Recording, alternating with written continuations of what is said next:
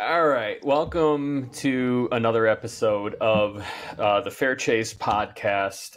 Coming at you 2 days out from turkey camp for me and 3 days out from the opener for the both of us, which is cool. Yeah. Very excited about one of my favorite times of the year. There was a hard switch in the forecast, though. I don't know if you saw that this morning. It changed this morning?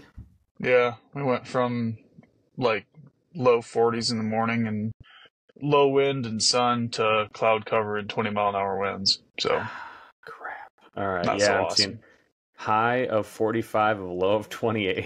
I don't Sunday mind will the be cold better. temps. Yeah, I don't mind the cold temps, but definitely not a fan of the wind.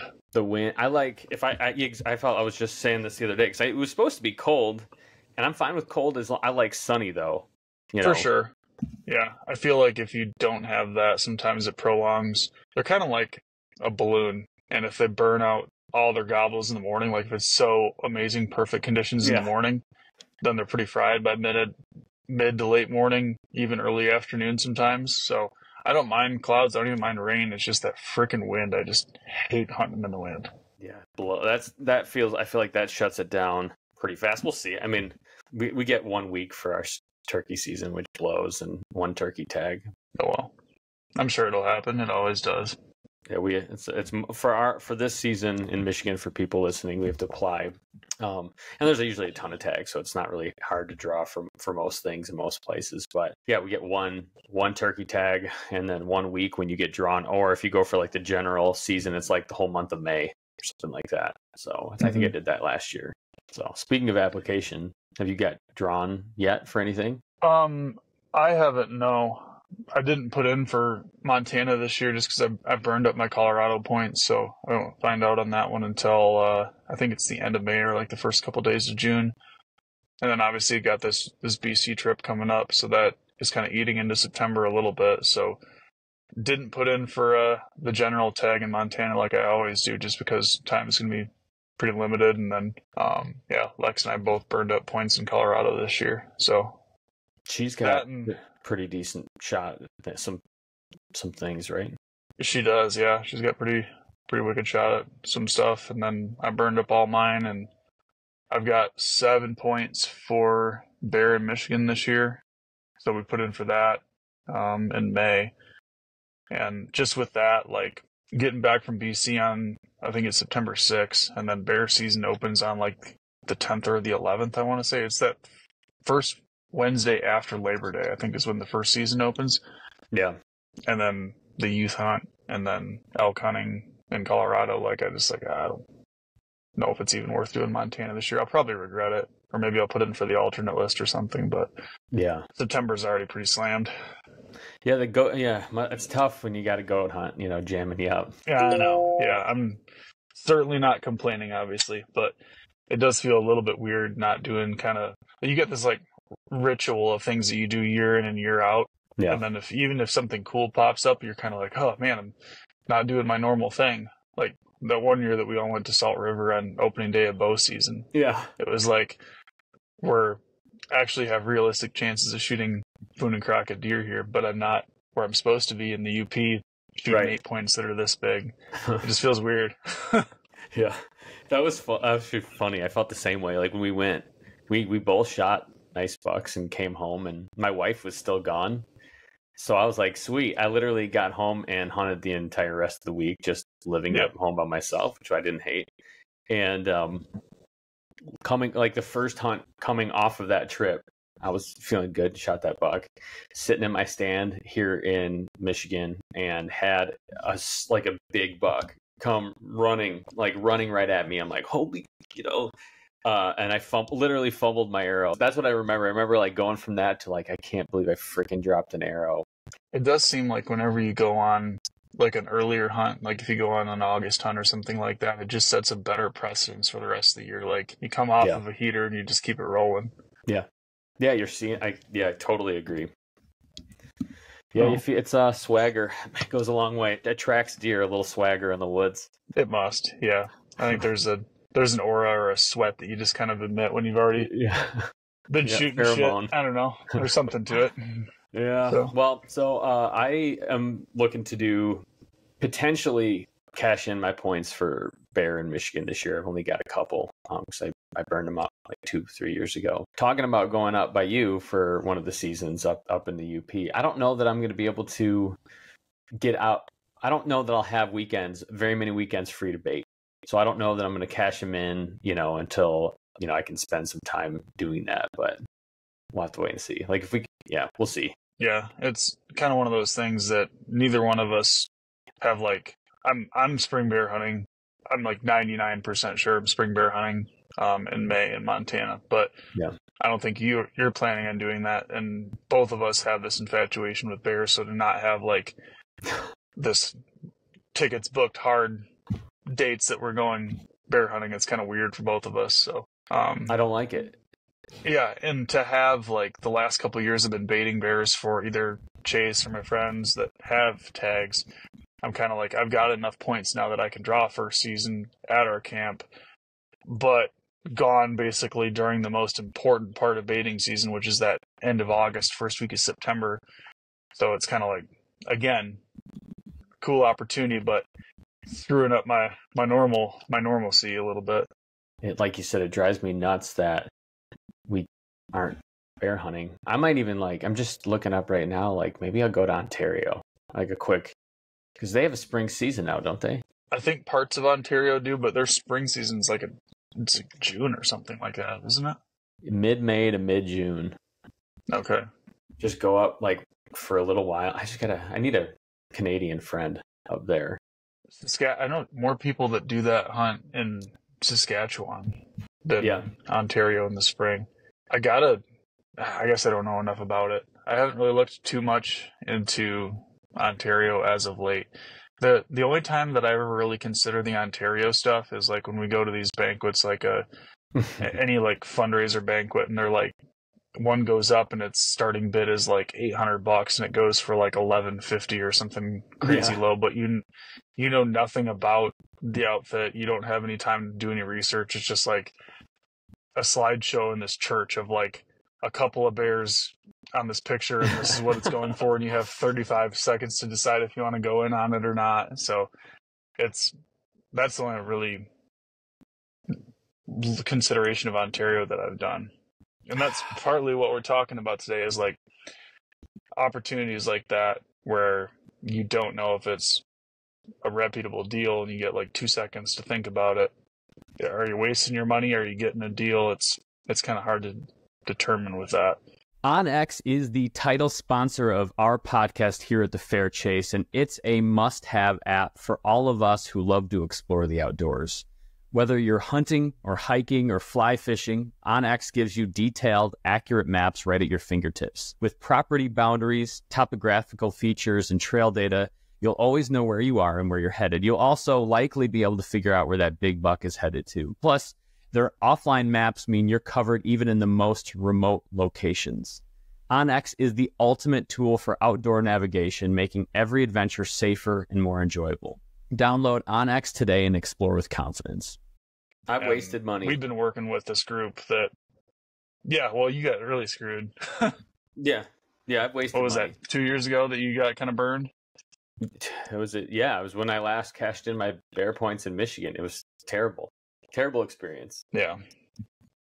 And I think a lot of those ones in Ontario, especially like what are they called? Like self-guided, but they provide bait. They start a bait for you, but then it's kind of up to you to keep it going from that point on. Yeah. I feel like there's a lot of those up there that are like $1,500 to $2,000 that he runs 50 baits and doesn't really have an idea of what's doing what, just starts them and here you go kind of thing. Those trail pictures that he shows you are from like 2014, Yeah, and they crop out the dates and stuff like that. And anytime I see that, I'm like, oh, great, cool. Yep. But yeah, so I don't know. Ontario hasn't really been on my radar as of recent. I've looked more at the Saskatchewan deal, like through WTA. Yeah, that one in particular, because they had it was a buy one get one, which would be kind of cool, or really cool. Obviously, I think it was like $3,500, and it was Saskatchewan, and bigger bears, more color phase, and then it reminded me a lot of like a Canadian Salt River. Like it looked like more of a deer camp environment, and that might be something kind of cool to do. So I would love to do that. Smoke one with a bow over bait would be a giant pumpkin-headed bear. yeah, and that's like really the only style of bear hunting that we haven't done together. We've done the mountain hunts and we've done the coastal hunts. You've done them with dogs, and was it West Virginia? Yeah. Have you not done that yet? We got to get you hooked up with those guys. We talked about it a while ago. Yeah, I'd love to do that this year for sure, especially because that happens in what, like December? Yeah, we should do it in December. We should do that. That would be sweet. They're not giant bears, but it's just a ridiculous amount of fun. Yeah. Fun is cool. I enjoy fun. Yeah. But yeah, I would like to do something like maybe 2 next year, like we do a coastal hunt, or obviously we're talking about some brown bear stuff, but a just kind of run of the mill Canadian bait pile, donut pile with a bow would be kind of sweet too. Yeah. Just because I haven't done it. I've baited a bunch, but I haven't really hunted over bait. So yeah. But yeah, we're looking at that one in Saskatchewan, and I was talking with Nick a little bit, and one thing that I didn't realize with these sweepstakes things that they're doing is that up to a year after you enter these sweepstakes, every dollar that you put into that, you can actually apply towards a hunt. So like the one that they're rolling out right now with your hunt is $35 a ticket for the one that you just did in BC. If you are wanting to do a hunt that following year, up to a calendar year after you buy a sweepstakes ticket, say you don't draw, or even if you do, if you bought 10 tickets at $35 a piece, you got $350 into it, you can apply that $350 to any hunt that they offer within a year. So even that's so sweet.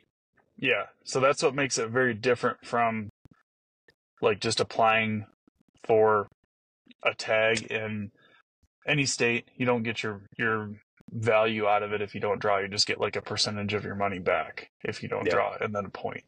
Or if you go to like sheep show and put $500 in for a stone sheep hunt there, it goes towards conservation, but you're not getting any direct value back or any opportunity back aside from just the feel goods of conservation and whatever those dollars go to. But if you're an average dude and you have like, I don't know, let's say $3,000 to $5,000 or $6,000 that you can spend on a hunt, that's not going to get you a moose. It's not going to get you a stone. That's not going to get you a goat. But if you know you're doing something next year, if you want to go whitetail hunting in an outfitter, or you want to go do this bear hunt like we're talking about in Saskatchewan that's $3,500, you can put money down on one of these sweepstakes, potentially win something that's significantly outside of what you'd normally be able to do. And if you don't, your money is still towards a hunt that you could afford. Yeah. So like right now, that stone sheep hunt's going right now. That's like, I don't remember, 86 grand or something crazy like that. Stones are ridiculous. But tickets are $100 a piece and you can buy 20 of them. So let's say you want to do a bear hunt next year. That's $3,500. Yeah. This year you could put $2,000 into that stone, have the 10 tickets, 20 tickets, and if you don't draw, your $2,000 is still like able to be applied towards a hunt, which I think that's a pretty sweet deal. That's something I didn't realize until like a couple days ago. I didn't either. We were talking about this last night, and it was like we should probably like tell people about this because it's something like I would do this every year. Now they did tell me I couldn't win the moose hunt. I was like, what if I bought 10 tickets and got drawn? Apparently, I'm not eligible anymore. But that seems fair. It seems fair. Yeah, it does. It was just like such a good hunt, and just such a good hunt. For everybody who doesn't remember, did this moose hunt last year. Shot a moose. Now WTA, Worldwide Trophy Adventures, is giving that hunt away to somebody. You basically, like Joe was saying, you buy tickets, $35 for the moose hunt. The stone sheep hunt, $100. For the moose hunt, you can buy up to 10. So it's $350 you can drop. You get 10 chances to be drawn to win the moose hunt, as well as like they've got a Gunworks shooting system. So like you get a gun, you get a scope and a shooting kind of course. I think they do through Gunworks. I had some friends just go out and do that course. Actually, they were Justin Cody end of last week. Really? And were super impressed by it. So really, yeah. And I think that course is like $4 or $5 grand just to go to it. So yeah, it's a pretty sweet deal. It's like 36 grand values. So anyways, so like Joe was saying, you put $350 in. If you're going to go hunt with those guys in the next 2 years anyways, or try to find a guided hunt, whether it be something with elk, like a bigger thing, like, you know, sheep hunt, or like we were talking about, even just like a bear hunt or a deer hunt. You know, we talked about doing Salt River, which is through WTA as well in the past. Lower cost things. You could take the $350 that you did for entering in and apply for that. So it's like, basically, if you're going to do it, it's like a free way to win, you know, a bigger hunt by just putting a deposit down, if you think about it that way. It's pretty sweet, too, because I found that it's a lot easier to stomach these hunts or to spend the money on these hunts after you've kind of taken a bite off of it already. Like, you're committed at that point. If you, like when we did that hunt in Alaska, as soon as you book your ticket and you put your down payment on the boat, and it's like, all right, we're doing this. This money's spent. It is what it is now. Like, I could actually enjoy and get excited about it and kind of prep about it without hemming and hawing with a bunch of group texts like, oh, do we want to do this? Do we not want to do this? Oh. Just freaking nut up and do it. Yeah. So once it's already kind of out there into the ether, it's gone. You're going. And then you can get excited about it. So to have that opportunity, like, not only for guys of average incomes to have the chance to go out after a stone sheep, which is arguably one of the most, if not the most expensive animal in North America to hunt right now. Yeah.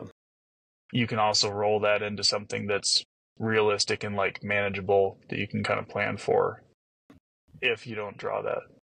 And I just want to say, speaking from personal experience, you can win these things. I won a car once.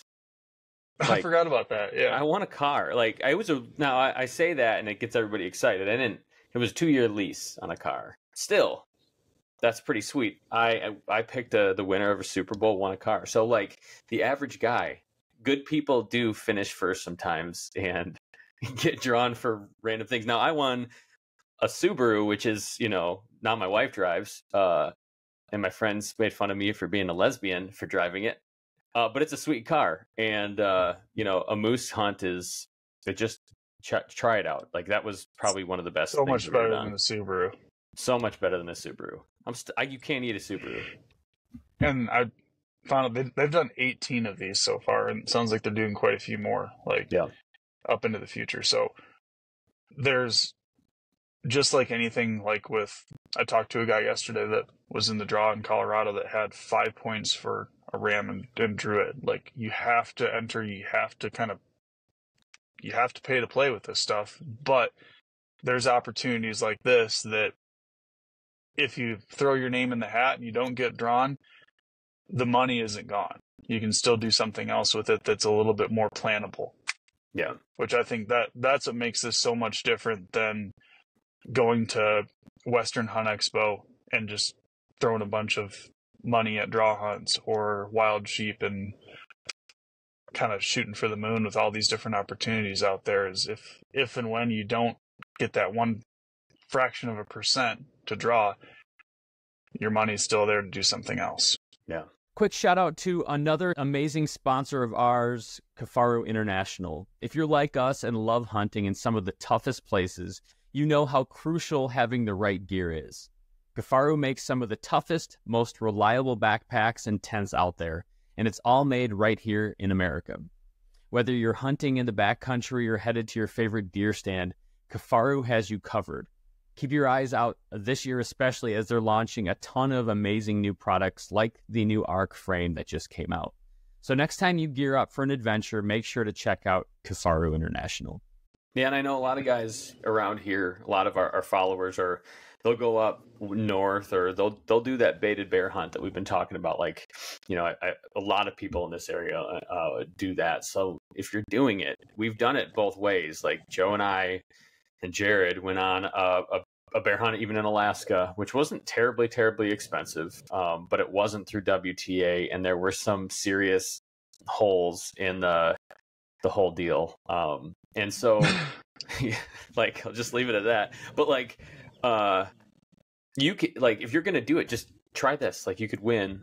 It's just a good deal. And, like we've been saying for a while now, what we hope to do, especially lately with this podcast, is just offer you a little like nuggets of things that we're learning, or that we have learned, or things that hopefully will be helpful to you. So, later on in this episode, we're talking with our buddy at Hoyt to talk about getting your bow ready, or keeping it ready, and for spring hunting and in the fall, or talking about turkey calling the last couple of weeks. We're putting out some videos here soon, all hopefully aimed at just providing a little bit of value from things that we've experienced. We've been at this fair chase thing for like 6-7 years now, so we've just over the time thankfully gotten to learn from people and experience. So trying to share that, and like I said, Joe and I were talking I think last night, and just saying, hey, we should probably draw more attention to these giveaways, because first of all, it's just cool. Like, we're part of it, we're excited to be part of, kind of partners with them. But secondly, it's just a legitimately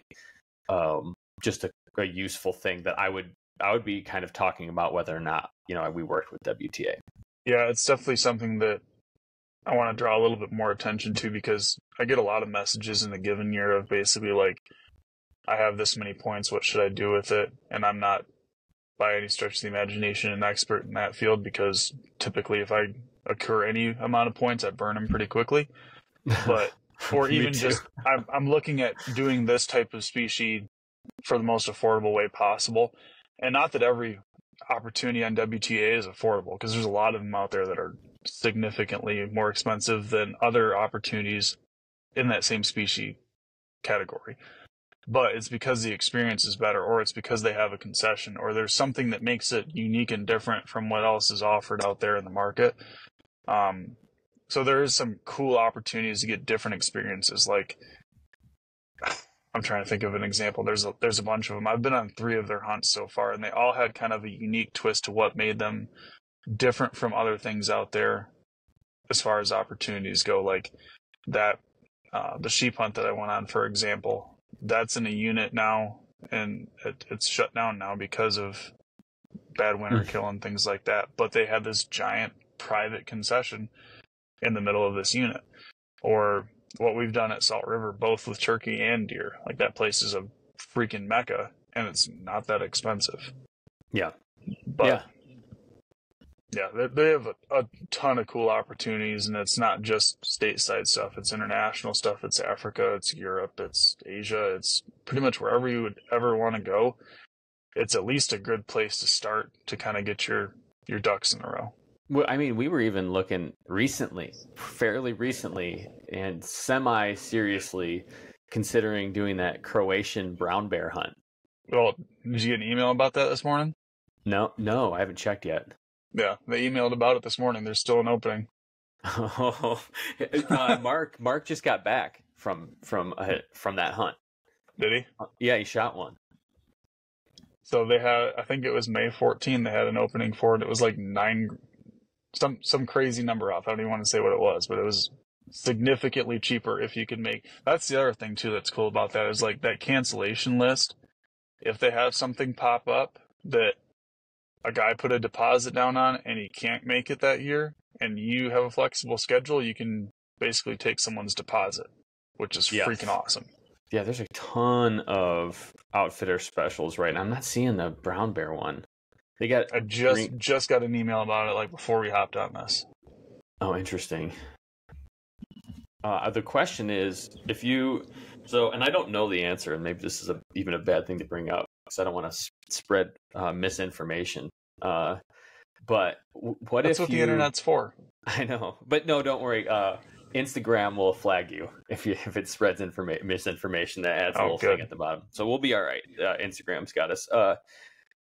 Can you apply for? Can you throw $2,000, $100 a ticket for a stone sheet, buy $2,000 of those, and then throw, buy 10 tags for the moose for $350, combine them. So you know what I'm saying? Could you buy a whole tag with credits from all the other hunts that you've tried to apply to win for? So, and do you know? Maybe we need to have Nick on to talk about this perfectly, but yeah. I talked to him yesterday. I said, is there any limit to this as far as what the bonus bucks things are concerned? And from what I gathered, it was no. So you could max out basically every eligible sweepstakes and have that balance of bonus bucks and then book something with it. That's what I understood. And that's why I called him on it. And he's like, yeah, there's a limit to how many times you can enter per sweepstakes.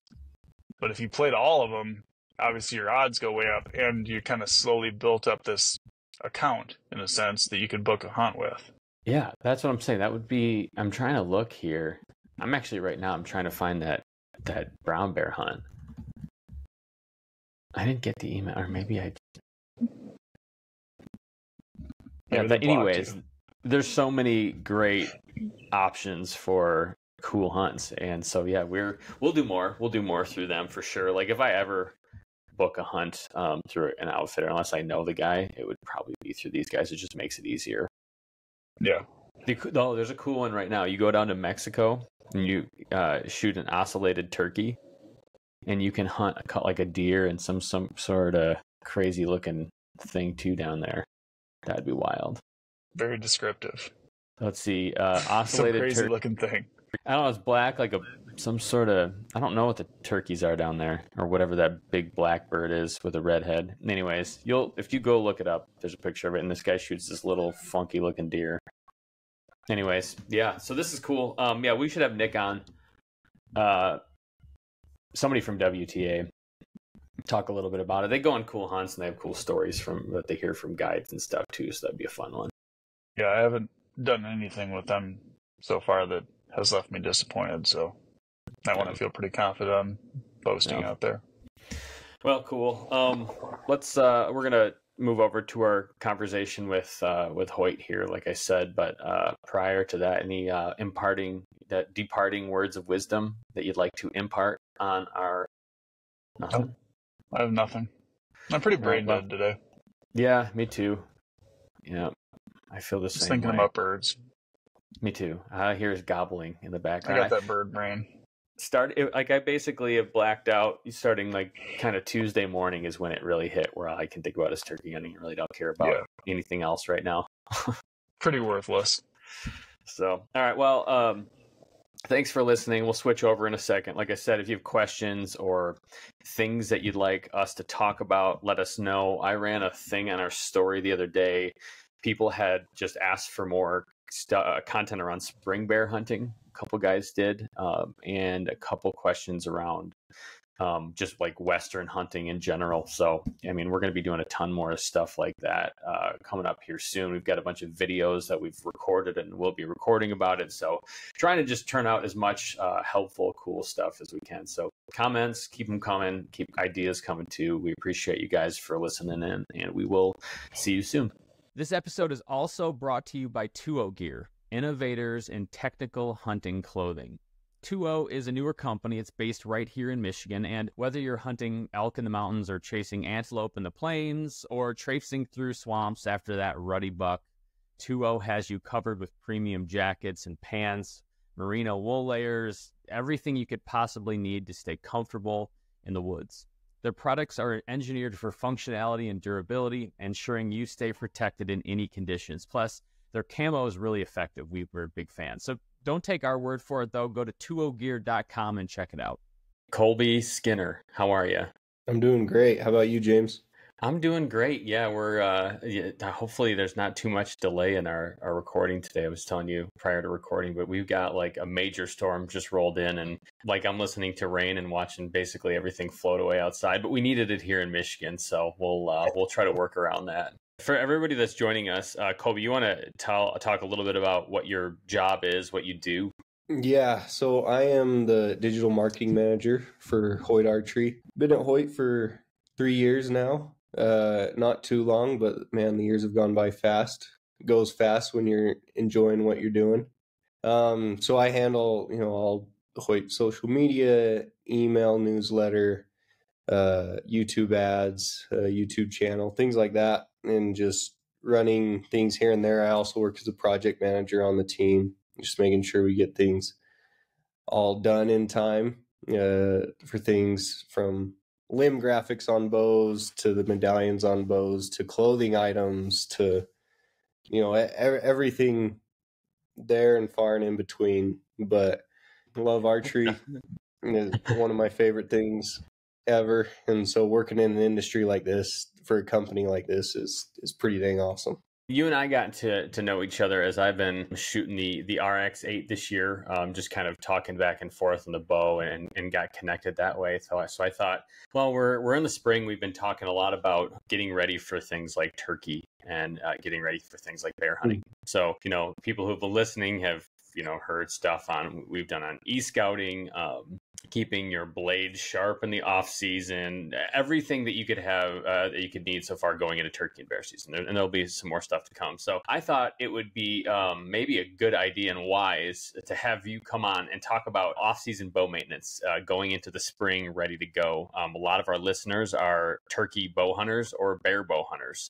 And so we're here a bit of both. I'm looking at under a month till I'll be chasing gobblers around with my bow on public land here in Michigan. So I thought let's recap a little bit as to what people should be doing in the off season, how they can get ready for the spring. So that work for you? Yeah, absolutely. Let's dive in. Perfect. Okay, so the basic question I guess we're going to be working on is like bow maintenance, in the off season, or basically bow maintenance during the winter when hunting season's over, spring is on its way. So people do different things. Some listeners will be shooting all year round. They do leagues, but a lot of guys that are listening, you get done with deer season or elk season, whatever your last season is with a bow. You take your bow, you hang it up in the garage, and then you pull it out for spring season when you're ready to go again. So in that time between, what maybe should people do prior to just grabbing that bow and rolling out with it?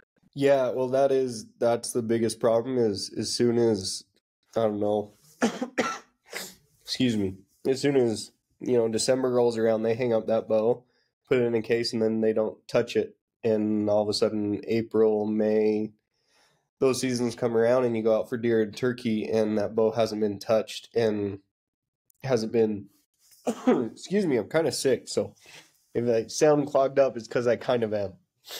But I would say don't let it sit for so long.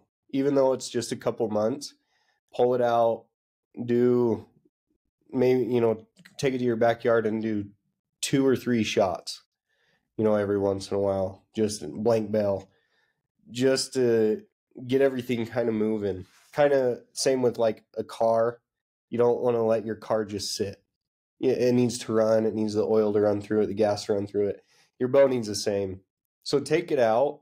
You probably won't touch it too much during the winter months, but just take it out, give it a good clean. The little can of air, spray that around the cams and the bearings, just in the pockets. Just spray it around, get some of that dust out because you don't want that sitting on your bow for too long. Do a couple draw cycles with it. Just make sure the machine part of the bow gets a little bit of practice almost during that off season, because that's the worst. If you pull your bow out a few days before your turkey season or bear season, or maybe you're doing just a 3D shoot and all of a sudden you pull your bow out, there might be some things that went unforeseen because you didn't look at it in the off season, and now you're in trouble because now you're up in the deadline of maybe the start of your hunt, start of a tournament, and your bow is not quite ready because you let it sit. Yeah, definitely. And what I personally like to do to make sure my bow stays ready is I'll get it out in the middle of winter, and just because I think the limbs don't, they get unsettled, when you hang it in your garage. So I like to just dry fire it once, like just rip a dry fire out, settle those limbs, make sure everything is staying kind of up to speed and warm. Obviously don't do that.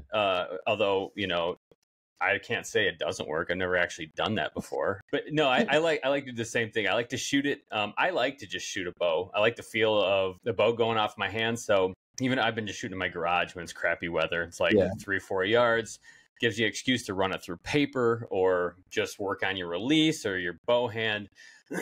I got some bad habits when I switched to recurve full time for a couple of years.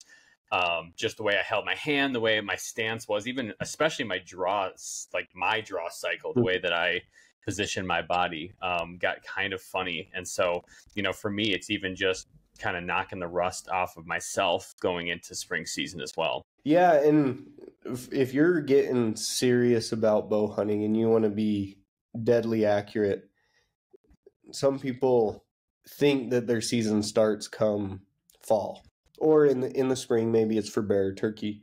But if you just consider there's very little off season or maybe no off season, then you're just always in shape for it.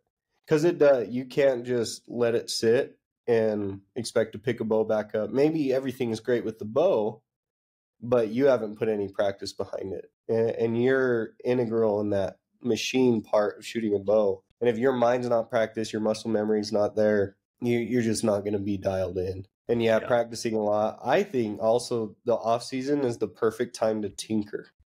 Yeah. If you're thinking of changing arrow setups, do it in the off season. Don't do it a month before season starts or before a tournament. The off season is great. And at 20 yards, which is usually what we're all practicing during the winter months, you're not necessarily outside. You're at the range or in your basement, something like that. Yep. You can find out a lot. If you're changing your release, man, now's a good time. Figure out, maybe you're switching from a wrist strap to a thumb button. Now would be a good time to figure that out and see, one, if you really like it, and two, how to shoot it properly and be confident with it. That's what I think the number one thing in the off season is. Maybe you're not changing anything. Great. Keep it the same. If it's not broke, don't fix it.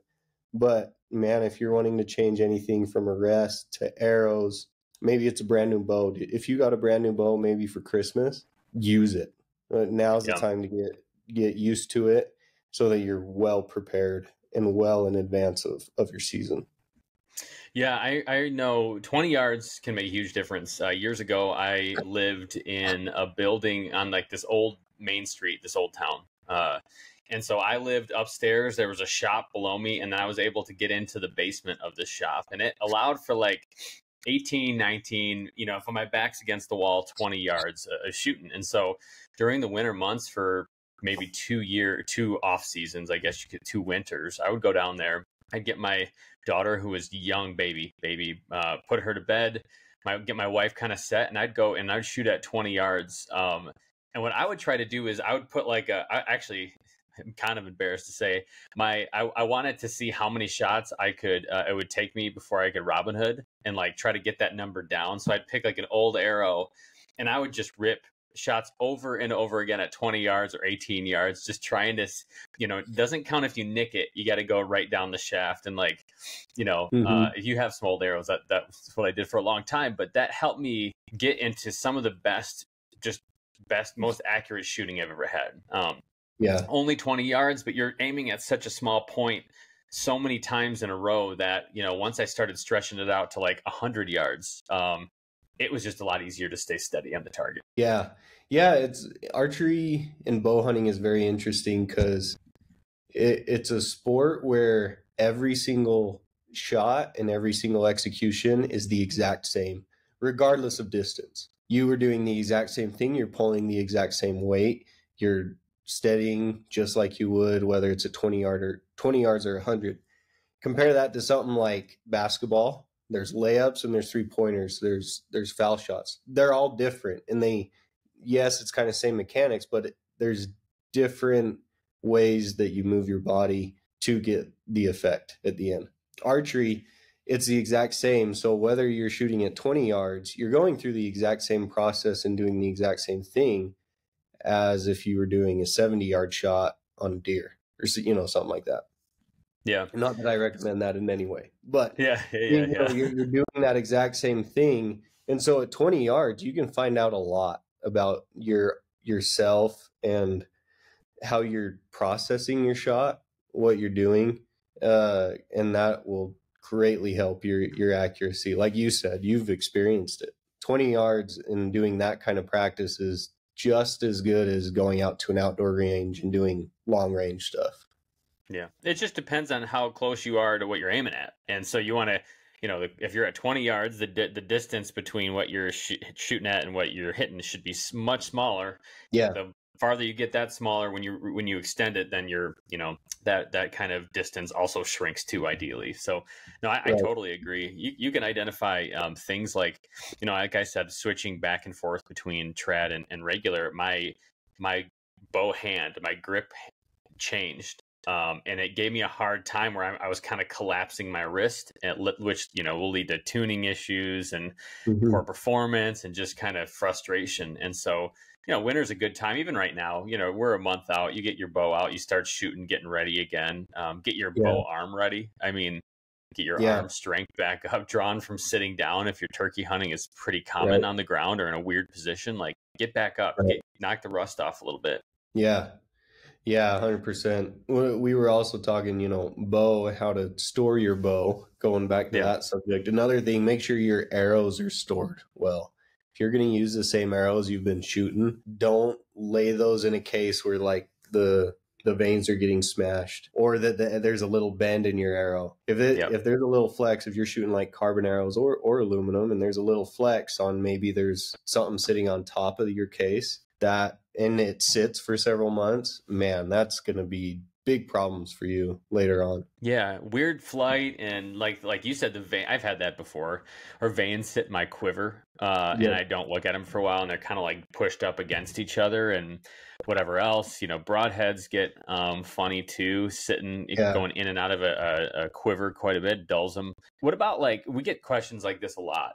Guys will write in and be like, hey, I'm wondering about my bow, and oftentimes this is actually asked more when it's either really cold or warm out. But they're like, "Hey, what do you think about like just leaving my bow in the garage if it's super hot or like cold? Like, what do you recommend for that? How do you handle that?"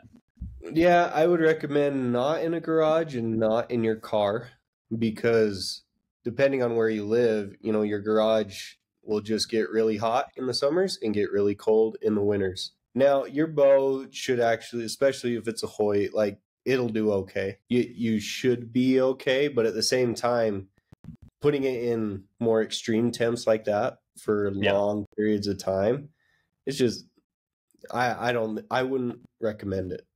Keep it. Might not break it right away, but it's like over time, I feel like it's just gonna affect it, especially like strings. I feel, Yeah, exactly. More than anything, because strings, are more susceptible to heat or cold like that. It might be a little different. Now, if it's really cold, maybe the first shot is kind of like that practice shot, and then it'll bring everything back in sync, and you're okay. So I wouldn't be too worried about it, but I do know, when people are storing their bows in their cars or something, that's one where, man, your car can get so hot is in the summer, if it's in the summer. And again, if you're holding arrows in that same bag or storing them in the same, those veins are just going to warp, strings are going to stretch, and if it's cold, they'll constrict in a certain way. But I mean, our bows are also built to withstand those, right? Yeah. You're hunting in November 10th and it's 0 degrees, you got a cold front coming in, your bow's going to perform great. Yeah. It's just things when you're storing it for several months, like probably just keep it in an air conditioned spot.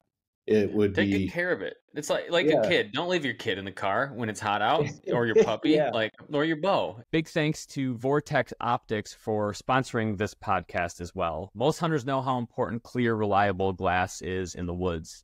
In fact, we don't hit the woods without some form of optics in our hands. Vortex Optics offers a wide range of high-quality binoculars and scopes and rangefinders, things that are perfect for hunting or bird watching or whatever you're doing outside. Their world-class products also come with an amazing warranty. I've actually used it, and it's really fast and easy to use. So whether you're spotting a big bear across a drainage or lining up that perfect shot, make sure you're doing it with Vortex Optics. no, you guys, what I was looking at prior to us jumping on here was this came out a couple years ago. Your dry fire test video where it just shows you guys shooting dry firing a Hoyt over and over again, which like when I first looked at it gave me the shivers. Like it gets like cringy because like I can't even, I don't like to look at that, but it's incredible. It's just like thunk, thunk, over and over again. Yeah, and we still do that testing. So every single bow model that we put out, before we approve a model for production, it has to withstand 1,500 dry fires. And so how long does that take? I mean, depending on how many times we have to test it and how many models, it doesn't take too long. I mean, the machine does it, so we can go through 1,500 dry fires in a day. So if that passes, then it's great. If it doesn't pass, then we go back to the drawing board and make some changes until it can pass. And then with the 1,500 dry fires, every bow model has to go through 250,000 cycles. So not dry firing, but we need to be able to pull it back and let down, pull it back, let down 250,000 times. If it can't do that, then we scrap it. We go back to the drawing board. So every bow out there is from Hoyt meets those standards. And so that's why I say, if you leave it in your garage, leave it in your car, you'll be okay. I'm just telling you, I wouldn't do it. I want to keep that as fine tuned and pristine as I can. And so I'm going to take a little bit better care of it. Yeah. I mean, it's going to be like what the way I see it is like for those types of deals, like your bow is going to be okay. Yeah. But what you're more concerned about is like the tune of your bow. And I've had different bows react differently, especially 2 years ago, I had a specific bow that different changes in whatever would throw off the tune all the time.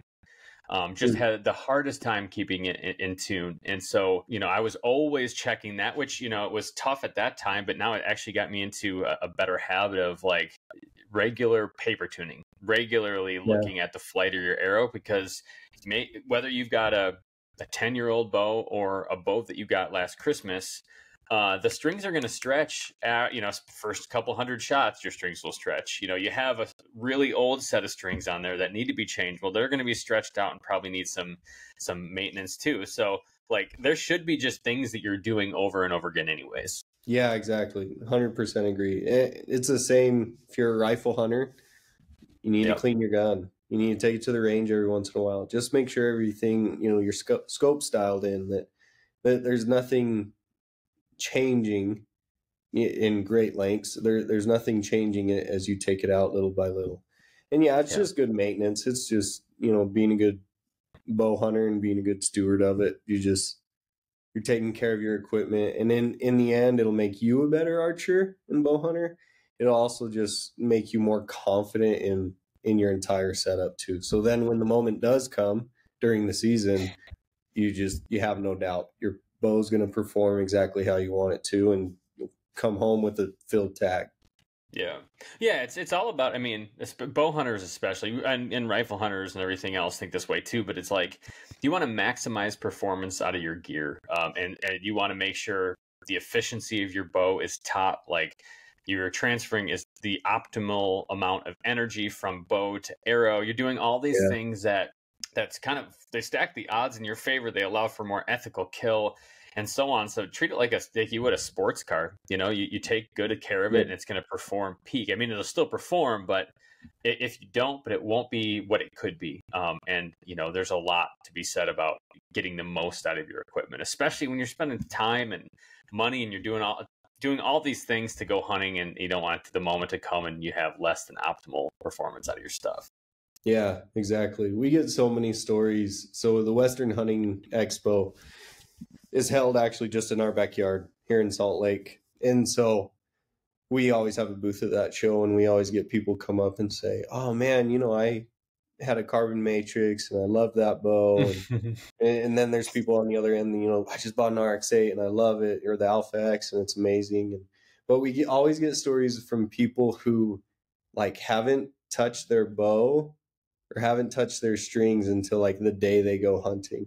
Yeah. And some of the stories are like, I just, pulled that old Carbon Defiant out And I went and shot a 200-inch deer. And it's like, well, that's great. I can't believe you didn't clean it or change strings in the last 8 years, but that's good to hear. Yeah, But happy for you. It's some of those where I don't want to dog on them and be like, why didn't you do any kind of maintenance on it? But it worked. So they're telling us the story because they're like, man, your product's so awesome. I've been able to just kind of leave this in my bag until I drew this really nice tag, pulled it out, and it worked. And that does make us happy. But at the same time, it's kind of like you should pull that bow out more than just once every 8 years or something like that. And that's very different.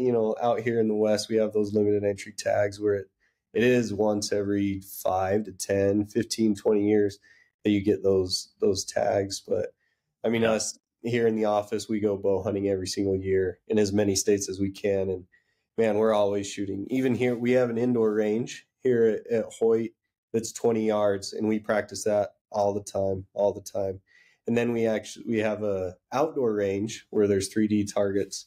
And now that this week we have kind of weather a little bit like Michigan, just rainy, and we even had snow yesterday, which is crazy. But we have an outdoor range that once it gets warmer, we go out and we're practicing all the time. So it's something we live by, and we do too. It's not just something we preach and don't practice. We're always tuning up our bows, seeing what we can do, playing with different sights, seeing what we can do with our arrow setups to maybe I need to get a little bit faster, so I'm going to lighten the arrow setup a little bit, or I'm going to pack up more of a punch, going to add some heavier arrows in, and testing broadheads, things like that. So, it's in our blood. We do it all the time. But for you out there at home, just take your bow out. After you listen to this, just take your bow out, give it a quick run through, see how strings are looking, do a couple draw cycles. Don't dry fire it.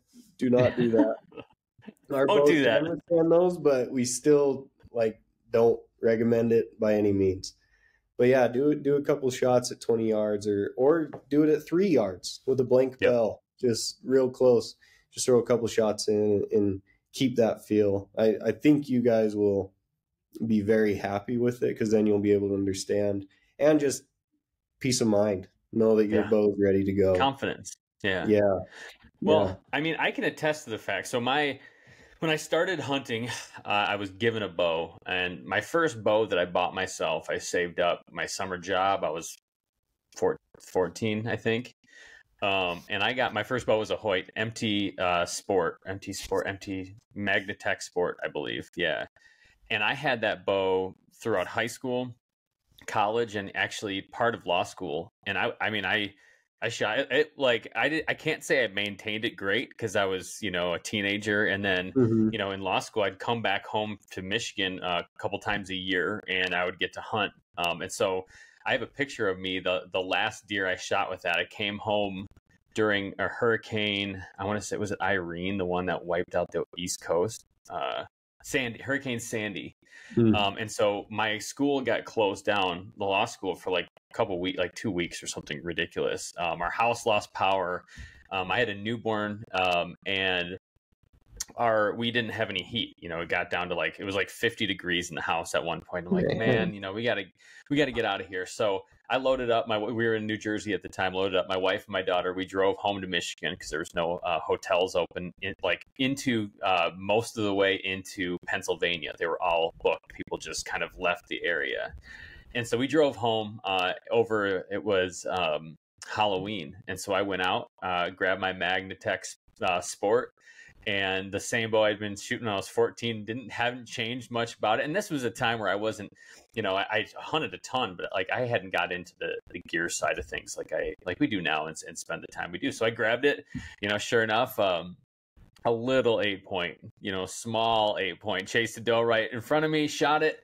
I got a picture of me and my buddy shaking hands while I gripped this buck that I had one day to hunt that year, and shot this buck. But no, it treated me well. Like I said, like the performance wasn't great, what wasn't what it could have been had I been maintaining it, but it did work. Now it's like, I shoot tons of times through paper, and I'm reciting, I'm trying new rests, releases, sites, everything all the time. And so it's a bit of difference. For people listening out there, you can get it done without going crazy about your equipment, but at the same time, like you said, Coby, like there's some things you should be doing, not only for the gear itself, but also so when you walk into the woods, you feel like if anything walks in your bubble, it's going down, it's in trouble. We want to just take a little time to ask you these questions for people who are listening, that probably will have more. First of all, you can always ask us, us at the Fair Chase. We'll do our best to help you, but we're not bow experts like Colby and the rest of his team. And so for people who have questions about bow tuning, maintenance, getting into a Hoyt, whatever, like how can they get a hold of you, Coby? How can they follow what you guys are doing? What's the best place to do that? Yeah, I mean, reach out. I do run the Hoyt bow hunting account and on social medias. You can reach out there with questions. I try and answer them as best I can, the best of my knowledge. We get thousands of messages a day, so I don't see all of them. We have a really great customer service team that is also filled with dedicated bow hunters. If you have like a tuning question like that, talk to them. Probably the biggest thing, though, go to a Hoyt dealer. Those local shops, those guys have been working on bows for a long time. So go to your local archery shop. Being good friends with those guys will pay off dividends. Support them. We love seeing the support for them because they've helped us in so many ways. So, and there are Hoyt dealers. We don't give out a Hoyt dealership to anyone. Like we're very direct that this person is an authorized Hoyt dealer. So talk to them. They know our bows front and back.